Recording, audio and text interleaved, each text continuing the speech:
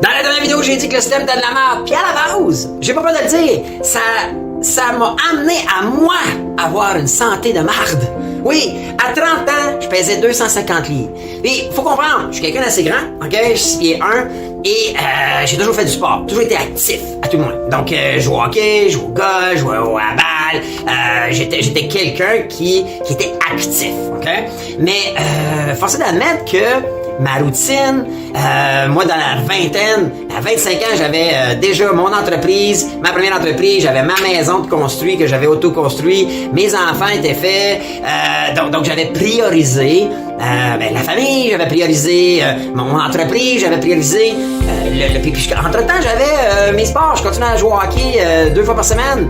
Par contre, j'avais une santé complètement désorganisée. Je mangeais beaucoup de repas axés sur les pâtes, sur les calories. En fait, je comptais rien, j'étais pas au courant. Je pensais que je mangeais quand même bien.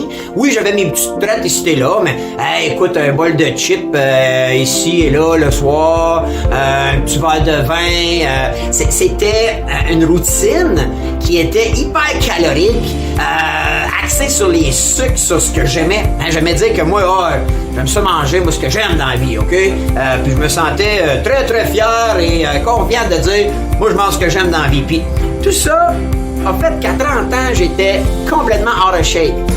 Et pour démontrer comment c'est pas facile et loin, à 30 ans, j'ai décidé que j'allais redevenir en top shape et que j'étais pour l'être jusqu'à la fin de mes temps. La fin des temps, de mes temps, OK? Jusqu'à la fin de ma vie.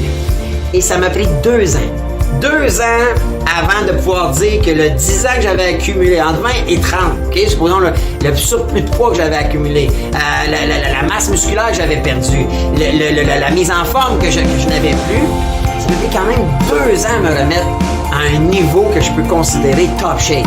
Et c'est pas facile de changer, de tourner ça de bord lorsqu'on l'a échappé pendant 10 ans. Et on réalise pas des fois comment on tombe dans une routine qui fait que, une année, on a pris 5 livres, 10 livres. L'autre année, un autre 5 livres, 10 livres. Puis ça va vite, là. Je me rappelle, je pesais environ 185 livres, puis, là, 190, 195. Je me rappelle, probablement à 22, là, je me disais, le grand, j'ai pris de la masse, hein. Après ça, tu frappes 200 livres. Dans mon cas, j'ai frappé 200 livres. Et je me rappelle, tu sais, ouais, là, je suis rendu un homme. Tu sais, je tournais ça à mon avantage, pour bien me sentir. En fait, c'était pour me mentir.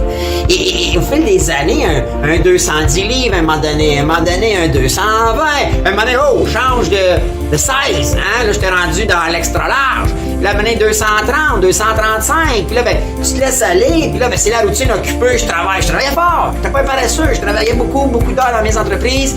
Je continuais d'être actif, m'occuper de mes enfants. Donc, à un moment donné, 250 livres, j'étais dans le 2XL, dans le 2X large. Et je me disais, écoute, non, c'est pas parce que je suis paresseux, c'est pas... Et il y a un moment donné, je me rappelle très bien que même monter des marches devenait essoufflant.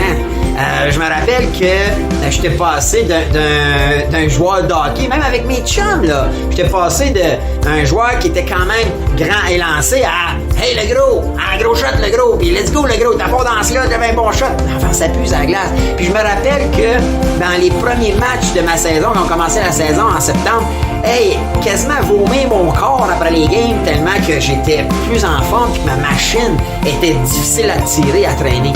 Et les années passent, on s'en rend pas compte, c'est pas dans mon cas, puis on fait juste accumuler, on met des couches de out of shape. Puis même si on a un traitement à choc, lorsqu'on se dit là c'est fini, et on va tout changer, mais ça s'arrange pas en 6 mois.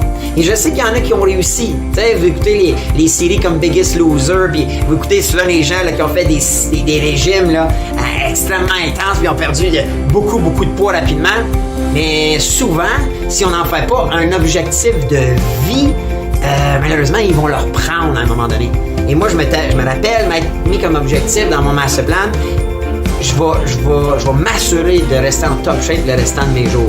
Puis aujourd'hui, plus de 15 ans plus tard, je peux te confirmer que encore aujourd'hui, je fais attention et je me considère en super forme pour l'âge que j'ai et pour le rythme de vie que j'ai. Mais tout est calculé, tout est compté, je surveille tout. Je vais vous donner plein de trucs de comment je le fais et quels outils j'utilise pour tout suivre là-dedans.